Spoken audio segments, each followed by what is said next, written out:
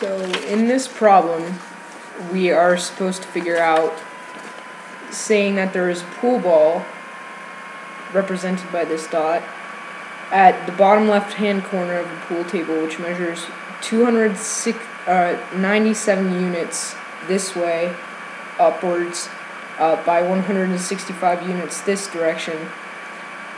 We need to find how many times it will bounce before eventually ending up in one of these corner pockets, and how long the path it travels will be, as well as which pocket the ball will actually end up in.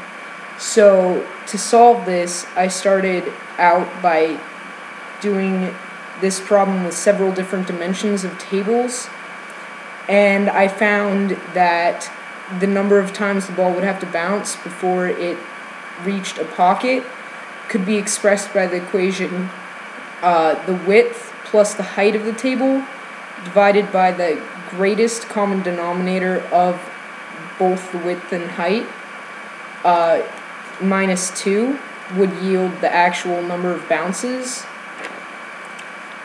And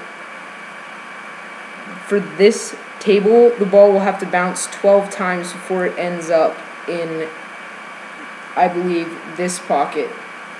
So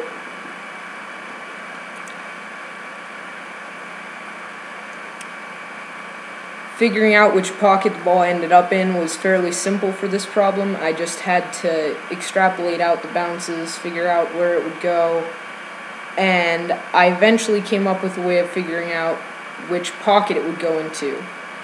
I came up with the fact that if the width and height of the table add up to an even number, the ball will end up in the top right-hand pocket here, and if the greater dimension is even, the ball will end up in the bottom right-hand pocket here,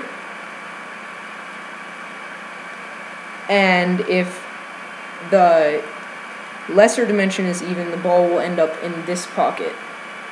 So that was pretty easy, and it was just a pattern that I noticed.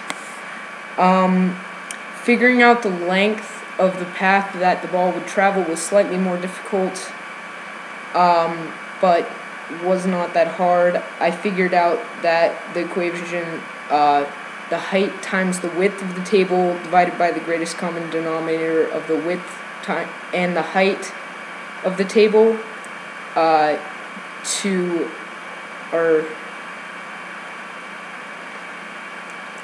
square root of that would actually give the length of the path it needs to travel, because it's basically averages the length of each bounce and then figures out how many times it bounces.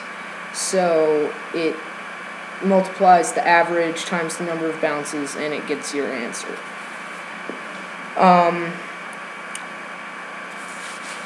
So yeah, that's pretty much it for this table. The path was 2100.1 units long.